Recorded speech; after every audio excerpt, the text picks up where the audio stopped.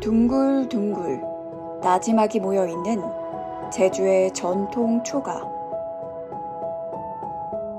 제주의 초가는 자연에서 얻은 재료로 거센 바람에 적응할 수 있도록 만들었습니다.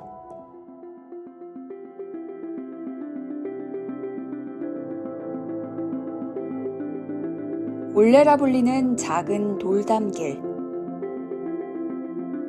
올레는 대부분 곡선으로 굽이져 있습니다.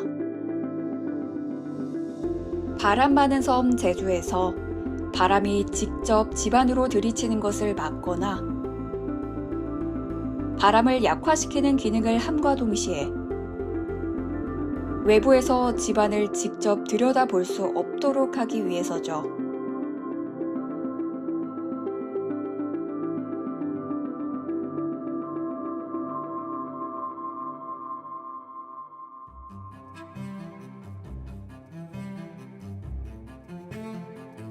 올레와 마당 사이에는 제주의 전통 대문인 정랑이 자리합니다. 돌에 구멍을 뚫어 정주석을 세우고 커다란 나무 막대기를 걸쳐 집안의 사정을 표시합니다.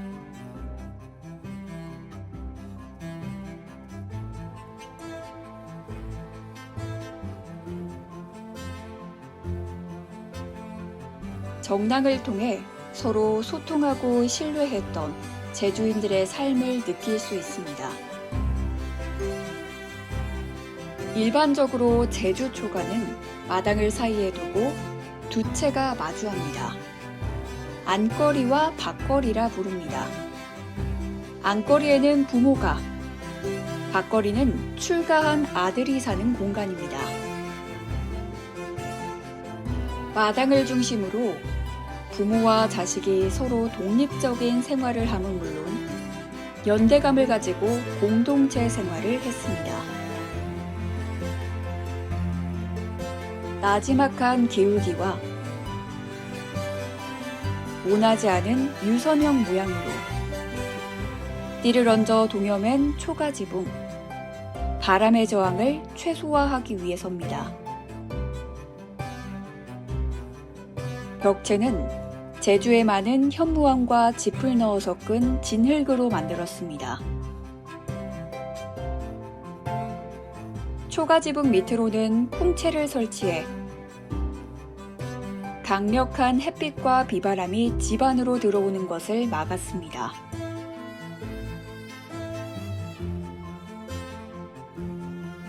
초가 안은 좁지만 쓰임새 있게 구성되어 있습니다. 마루인 상방을 중심으로 구들, 곱팡, 정지가 있습니다. 곱팡은 곡식을 저장하는 창고로 큰 구들 뒤에 있습니다. 정지는 가족들의 식사를 준비하는 부엌입니다. 굴뚝이 없는 것이 특징이죠.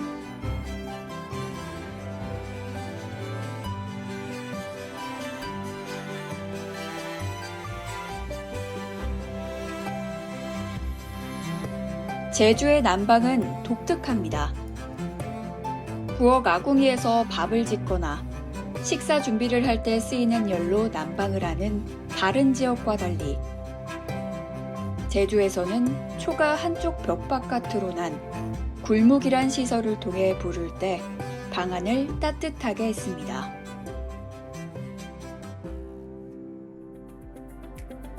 제주 사람들의 고단한 삶을 품어줬던 제주 초가. 제주 초가에는 거센 바람 속에서도 자연에 순응하며 삶을 이어나갔던 제주 사람들의 지혜와 질박한 삶의 정신이 깃들어 있습니다.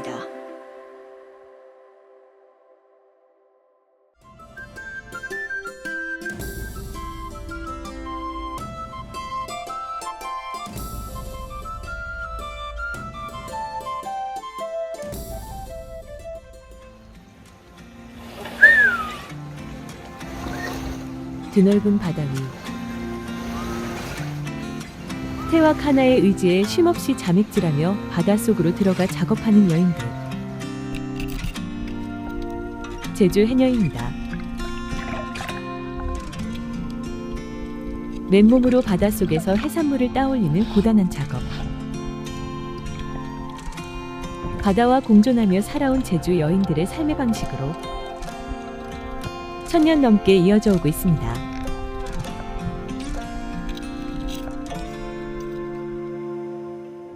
기록으로 확인된 제주 해녀의 역사는 오랜 탐나의 역사와 함께 해오고 있습니다.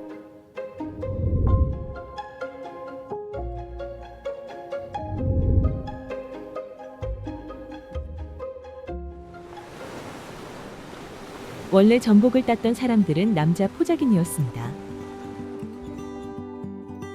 전복을 채취해 조정에 진상하는 부역을 맡았죠.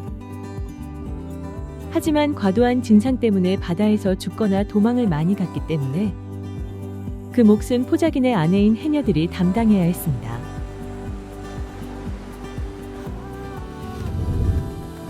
해녀는 달리 잡녀라고도 부르는데 잡녀라는 용어는 17세기 초 이건의 제주 풍토기에 처음 등장합니다.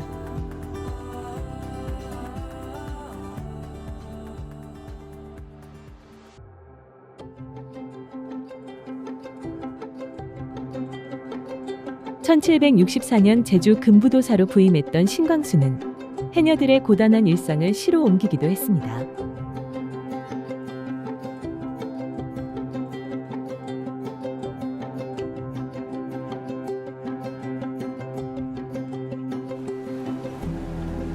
곰으로 된 해녀복이 나오기 전인 1970년대 이전까지는 물소중이라고 불리는 천으로 된 물옷을 입었습니다.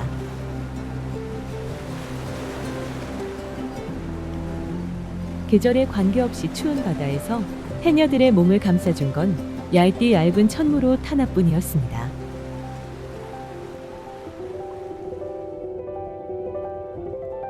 물질 도구로는 망망대해에서 잠시 기대 쉴 수 있고 수확물을 보관할 수 있는 태왕 망사리와 물안경, 그리고 해산물을 딸 때 사용하는 호맹이가 전부입니다. 해녀들이 물질을 할 수 있는 날은 한 달 평균 열흘 남짓 마을별로 지정된 바다에서 작업을 합니다. 바닷속을 육상의 밭처럼 훤히 꿰뚫고 있는 해녀들. 오랜 경험으로 얻은 거죠.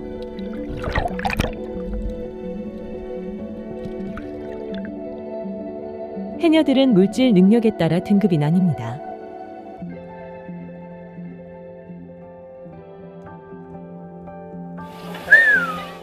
한 번 물질을 나가서 작업하는 시간은 평균 4시간에서 5시간 정도.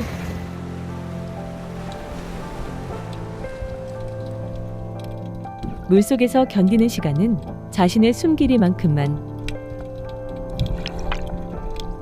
욕심을 부리는 순간 생명이 위험해질 수 있는 작업이기 때문이죠. 물 밖으로 나오면서 내뱉는 숨비 소리는 생과 사를 오가는 처절한 생명의 숨소리입니다.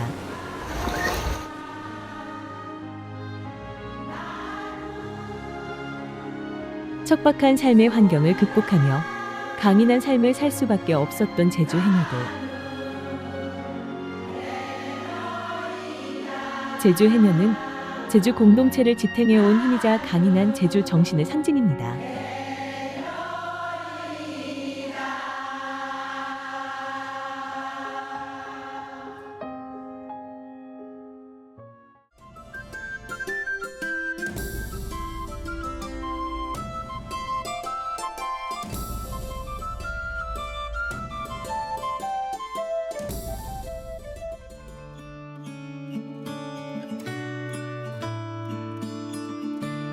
끊어질 듯 이어진 제주의 돌담들, 생명의 실핏줄처럼 섬을 엮고 있습니다.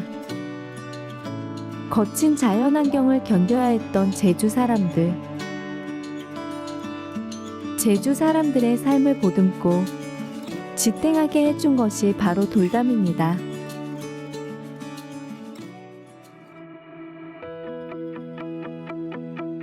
실질적인 돌담의 기원은 1234년 제주 판관으로 부임한 김구판관에서부터 비롯됐습니다.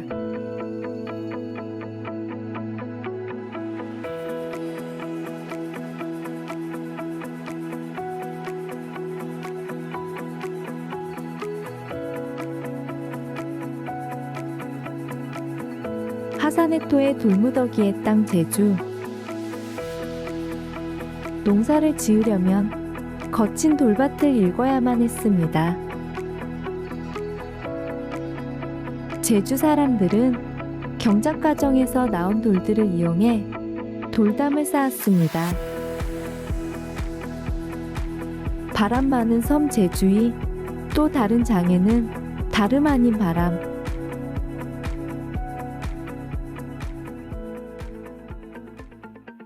하사네토로 이루어진 밭씨를 뿌려놓으면 바람에 날리기 일쑤였습니다.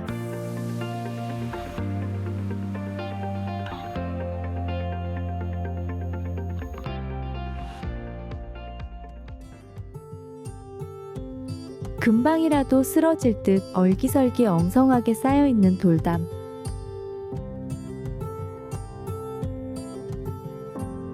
하지만 제주 돌담은 강한 바람에도 쉽게 쓰러지지 않습니다.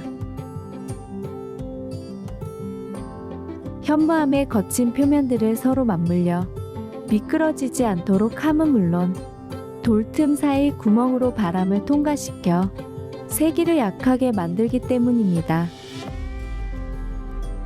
제주 자연환경에 적응한 과학적인 축조 방식이죠. 형태와 용도에 따라 돌담의 종류도 다양합니다.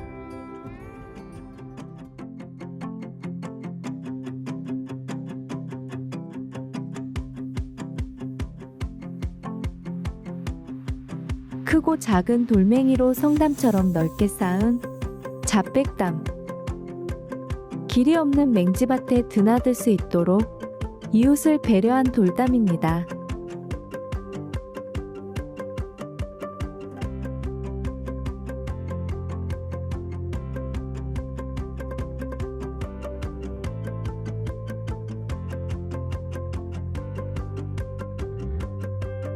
갯가와 가까운 바다에 둥그렇게 쌓은 원담입니다.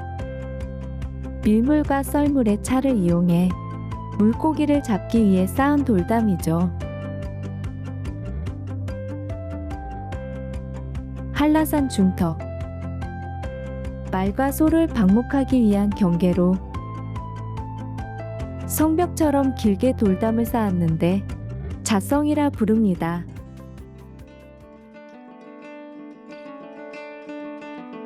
제주 사람들의 생존을 위한 버팀목이었던 제주 돌담.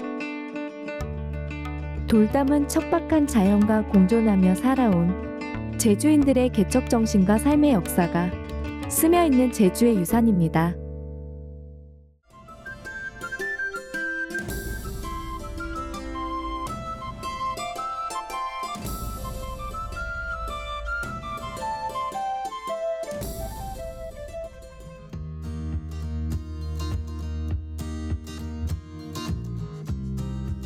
말의 고장 제주. 제주에서 생산된 말은 특히 조선시대 최고의 군마로 손꼽혔습니다.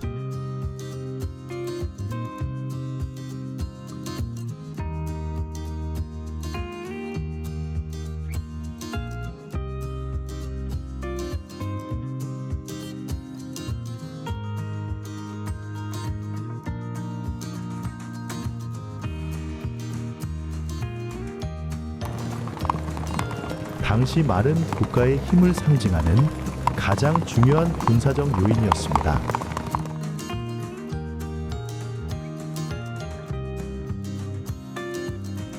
조선왕조는 국가 초기부터 마정 기구와 조직을 정비했는데 그 중심에 제주가 있었습니다.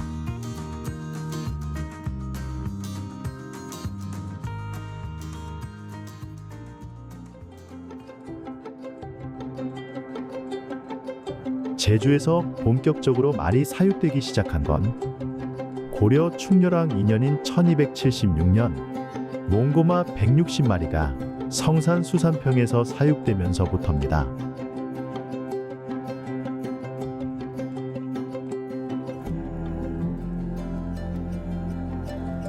1년 내내 따뜻한 기후와 양질의 초지, 그리고 제주 사람들의 탁월한 목축 기술로 제주에서는 매년 좋은 말이 생산됐습니다. 성질이 온순하고 체질적으로 생존력이 강한 제주마. 제주마는 최고 125cm 정도의 작은 몸집이지만 군마로서는 최고의 말이었습니다. 이성계가 위화도 회군 당시 탔던 말, 응상백 역시 제주마였습니다.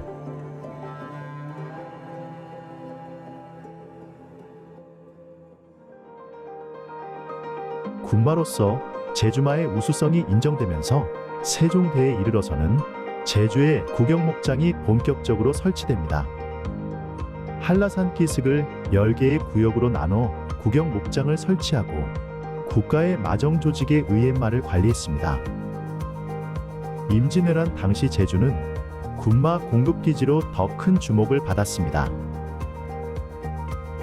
당시 제주에서 우수한 군마를 길러내 국가에 헌납한 헌마공신 제주인 김만일,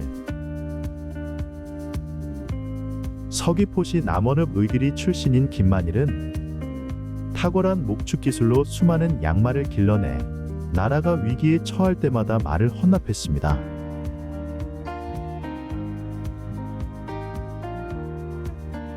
말은 중앙 및 지방의 마정 기구와 조직을 두고 관리했습니다.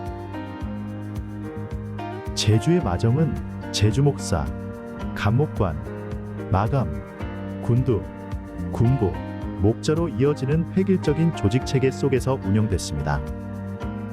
그렇게 해서 길러낸 말들은 제주목사가 점검을 한 후 조정에 진상했습니다.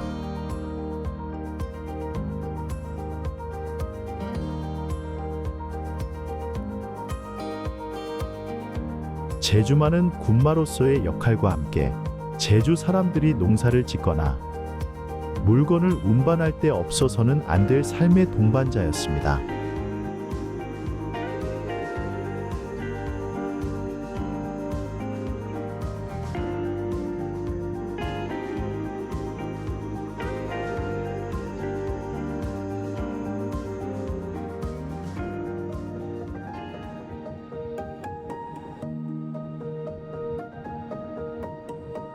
제주의 역사와 제주 사람들의 삶과 함께 해온 제주마. 작은 체구지만 다부진 모습은 거친 자연환경과 지난한 역사 속에서도 옹골차게 삶을 살아온 제주인과 닮아 있습니다.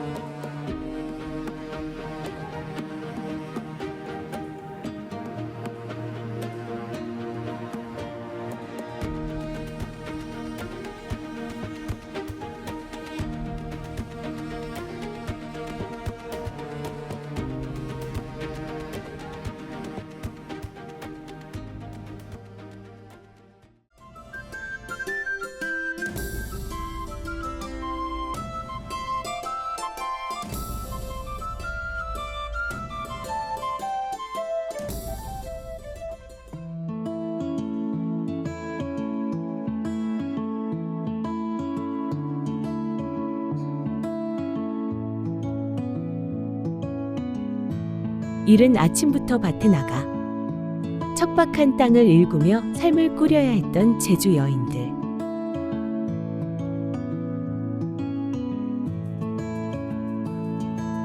밭일을 함에 있어 여성과 남성이 따로 없었습니다.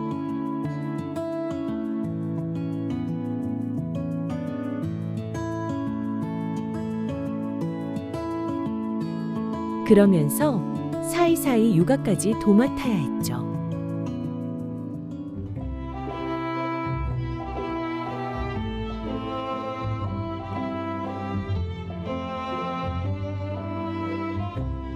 집으로 돌아온 후에도 제주 여성들은 쉬는 법이 없습니다. 수확한 곡식을 장만하거나 빨래 등 밀린 집안일을 해야만 했습니다.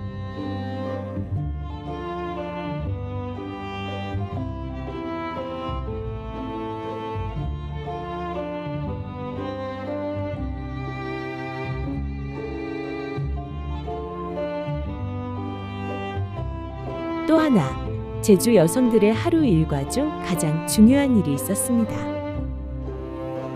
바로 식구들이 마실 물과 생활용수를 떠오는 것이죠.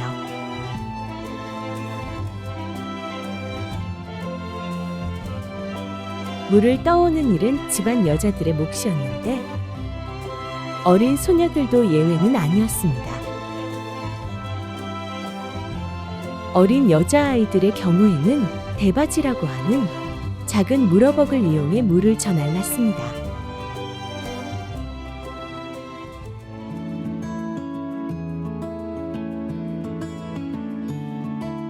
제주는 투수성이 좋은 지질 특성상 비가 내리면 대부분 땅으로 스며다가 해안가 일정 지역에서 솟아납니다. 이른바 용천수죠.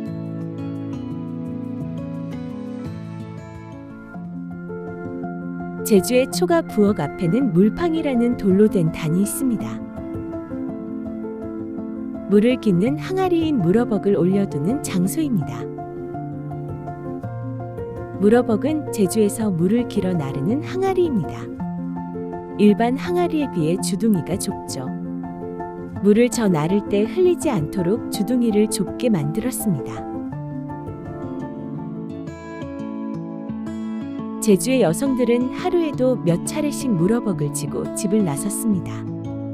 새벽녘이든 한낮 혹은 한밤중이더라도 썰물 때가 돼 해안가에서 물을 기를 수만 있으면 언제라도 가서 식수 등 하루 동안 쓸 물을 길어와야 했습니다.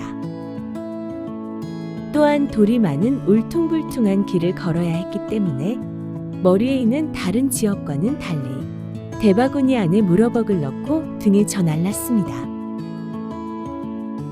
물을 많이 써야 하는 집안 대소사가 있을 때에는 친척들과 이웃들이 각자의 물어벅에 물을 지고 와 물부조를 했습니다.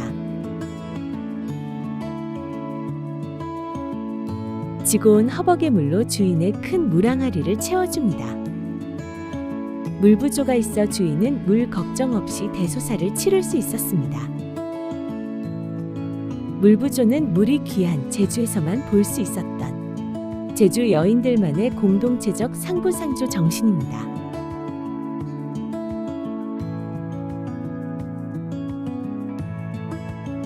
(1960년대) 중반 마을 수도가 개설되면서 해안가까지 가서 물을 길어오는 수고를 조금 덜 수 있었습니다.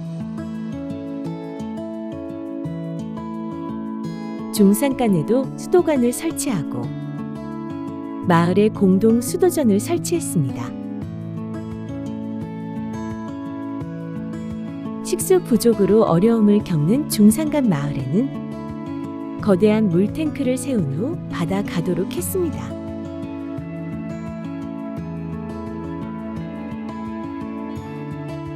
마을 공동 수도전이 있어도 제한급수로 인해 물을 얻긴 쉽지 않았습니다.